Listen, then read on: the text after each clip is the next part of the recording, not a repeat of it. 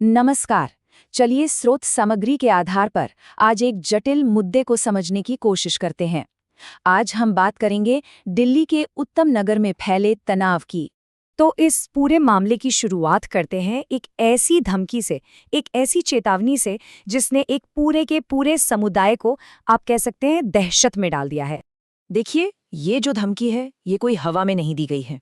ये असल में उन घटनाओं का नतीजा है जो पिछले कुछ समय से वहां हो रही हैं। ऐसी घटनाएं जिन्होंने डर और बंटवारे के बीज बो दिए हैं। तो चलिए सबसे पहले ये देखते हैं कि इस वक्त जमीनी हकीकत है क्या। जिस तरह की सीधी सीधी धमकियां दी जा रही हैं, उसने ईद के त्योहार से ठीक पहले एक सचमुच के खौफ का माहौल बना दिया है। और ये डर कोई मामूली डर नहीं है, ये इतना गहरा है कि कुछ लोग तो इस माहौल में त्योहार मनाने के बजाय अपने घर छोड़कर कहीं और जाना बेहतर समझ रहे हैं। अब सवाल ये उठता है कि ये सब शुरू कैसे हुआ। चलिए देखते हैं कि कैसे एक अकेली दुखद घटना ने इस पूरे मामले को तूल दे दिया। ये जो सारा तनाव आज हम देख रहे हैं, इसकी शुरुआत हुई एक स्थानीय निवासी तरुण कुमार की हत्या के बाद। उनकी मौत एक चिंगारी की तरह साबित हुई, जिसने एक मामूली से झगड़े को सांप्रदायिक नफरत की आग में बदल दिया। और ये जो हत्या हुई, इसका असर क्या हुआ? देखिए, बात सिर्फ एक हत्या तक ही नहीं रुकी।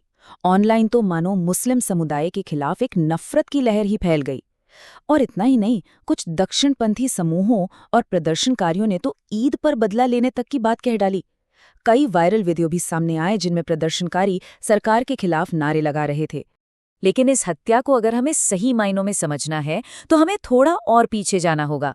कुछ हफ्ते पहले, होली के दिन।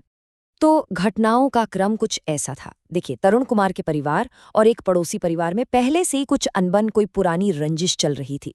फिर 4 मार्च को एक बच्चे ने पानी का गुब्बारा फेंक दिया और बस इसी बात से विवाद इतना बढ़ गया कि कथित तौर पे एक भीड़ ने तरुण कुमार पर हमला कर दिया और इस हमले में उनकी जान चली गई। तो यहाँ सबसे जरूरी बात समझने वाली ये है कि ये कोई अचानक हुई घटना नहीं थी। पुलिस रिकॉर्ड्स भी यही कहते हैं। ये असल में एक दबे हुए पुराने झगड़े का एक हिंसक विस्फोट था। पानी का गुब्बारा तो बस एक बहाना बन गया।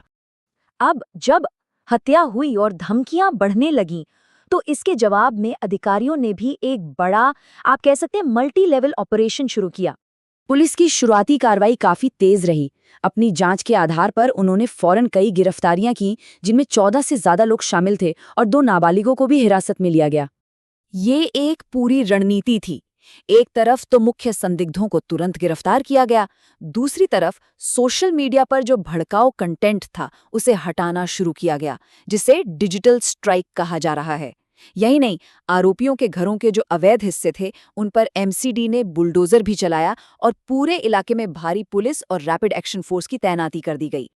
और इसके साथ ही अधिकारियों ने एक बहुत ही सख्त चेतावनी भी जारी की कि जो कोई भी शांति भंग करने की कोशिश करेगा, उसके खिलाफ कड़े राष्ट्रीय सुरक्षा कानून यानी एनएसए के तहत कार्रवाई की जाएगी। एक तरह से जीरो टॉलरेंस का साफ संकेत। तो एक तरफ तो प्रशासन अपनी कार्रवाई कर रहा था, लेकिन दूसरी तरफ समुदाय के कुछ जिम्मेदार लोग भी थे जो आगे आए और उन्होंने हालात को संभालने की कोशिश की। तो उत्तम नगर में इस वक्त एक तरह से 2 ताकतें आमने सामने हैं। एक तरफ तनाव है, ऑनलाइन नफरत, बदला लेने की बातें, धमकी भरे वीडियो, और दूसरी तरफ शांति की कोशिशें हैं। बुजुर्गों की अपीलें, स्थानीय अमन कमेटियां और अफवाहों से बचने की पुलिस की सलाह। और ये शांति की कोशिशें ज़मीनी स्तर पर हो रही हैं। वहाँ की जो लोकल अमन कमेटियां हैं वो एक्टिव हो गई हैं। दोनों ही समुदायों के बड़े बुजुर्ग संयम रखने की अपील कर रहे हैं। पुलिस भी बार बार कह रही है कि नफरत भरे मैसेज या वीडियो आगे फॉरवर्ड न करें। यहाँ तक कि तंग गलियों पर ड्रोन से नजर रखी जा रही है। उत्तम नगर में स्थिति अब भी बेहद तनावपूर्ण है। सब हाई अलर्ट पर हैं और ये सब कुछ एक बहुत बड़ा और महत्वपूर्ण सवाल हमारे सामने छोड़ जाता है कि आज के इस डिजिटल युग में जहां गुस्सा इतनी तेजी से वायरल होता है, क्या सिर्फ सामुदायिक अपीलें और पुलिस की कार्रवाई किसी बड़ी त्रासदी को होने से रोक सकती हैं?